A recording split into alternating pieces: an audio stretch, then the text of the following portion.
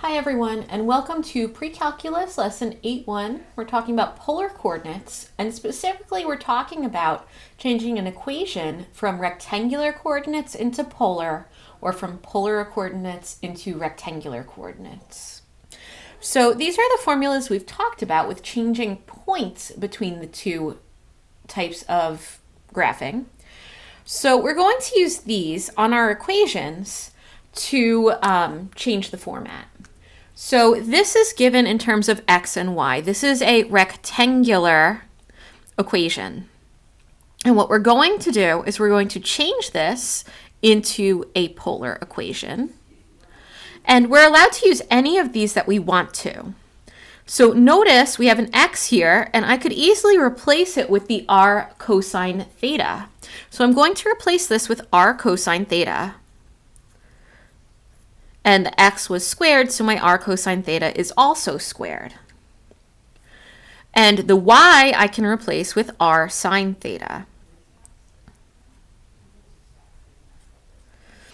Now, the general format for polar coordinate equations is to have the r alone. It's going to be r equals. So what we're going to do is we're going to simplify this and get the r alone on one side. So when you square a product, basically this square is multiplied by both of the powers of those two things that are multiplied together. So this is going to be an r squared.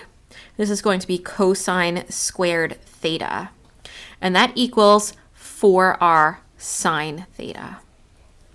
So what I'm going to do is I'm going to divide this r to this side.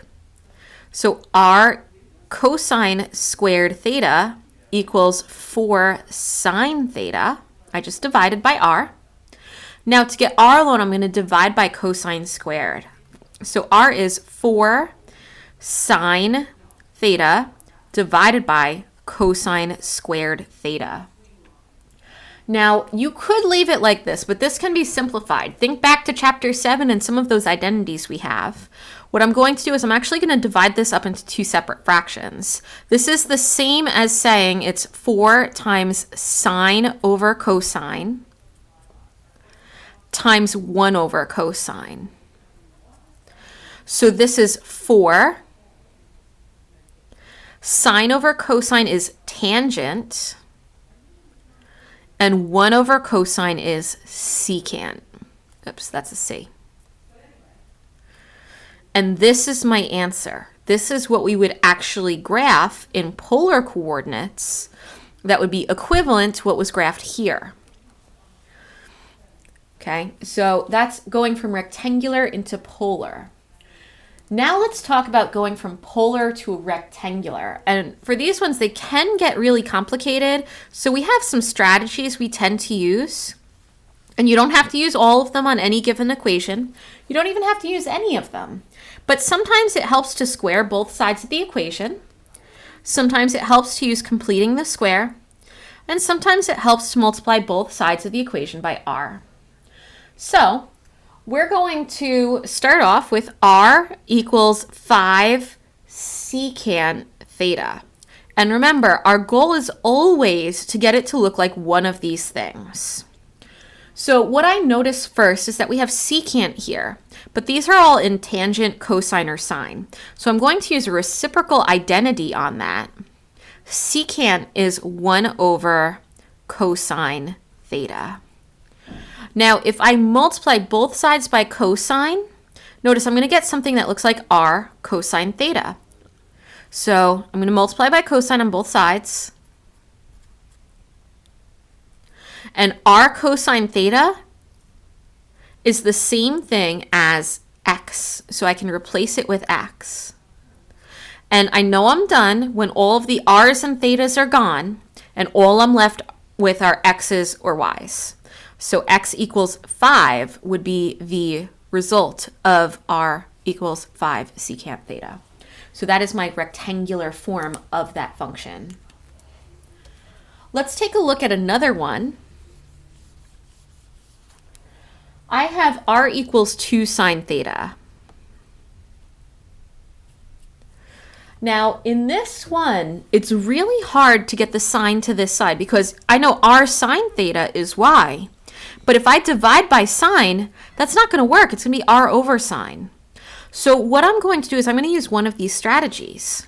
I can either square both sides, multiply both sides by r. Okay, completing the square does not help me in this one because there is no square. So I think I'm going to do this one, multiply both sides by r. So this is going to turn into an r squared because r times r is r squared, and it equals 2r sine theta. Now r squared is something that we know. It's x squared plus y squared. And this is going to be 2 times r sine theta is y, so 2 times y. Now, this technically is in the right format, but it's actually the equation for a circle. And let me show you how to get that equation. What we would do is subtract the 2y to get it to the other side. Now I'm going to use completing the square on these terms. Now remember, for completing the square, you take the b term, divide by 2. 2 divided by 2 is 1, and you square it, and you add it on this side, and I would add it on this side as well. So the last step for completing the square is that I would have to factor this into a square. The x squared is going to stay, same thing with the plus. And the way we factor it is we do the square root of y squared is y. We put the minus sign in the middle, and the square root of 1 is 1. And the whole thing is squared. This would just simplify to 1. Okay, so this is the equation of the circle. This circle has the center at 0, 1. Okay, it's the graph of a circle. Now we have one more equation to look at. Again, it's going to be a polar equation that we're changing into a rectangular equation. Okay, and we're going to use r equals 2 plus 2 cosine theta.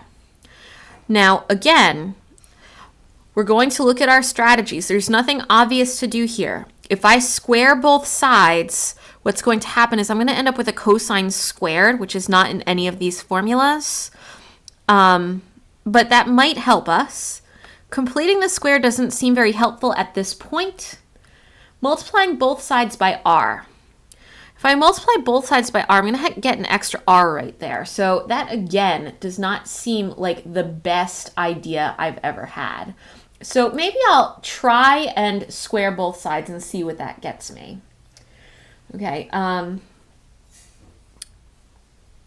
let's just square this. If it doesn't work, I can always undo it. So r squared equals 4 plus, I squared the 2. 2 times 2 times 2 is 6 cosine theta plus 4 cosine squared theta. And notice this 6 cosine theta isn't really helpful. Same thing with this cosine squared. So I'm looking at this and I'm saying, maybe I need my big eraser for big mistakes, and I'm just going to undo that. And the reason I showed you that is that I wanted you guys to know that it's okay to try something. If it doesn't work, if it doesn't seem to be getting you any further, that's okay. Just erase it and try the other strategy that looked like it might have worked. Okay, so for this one, actually multiplying both sides by r is the way to go.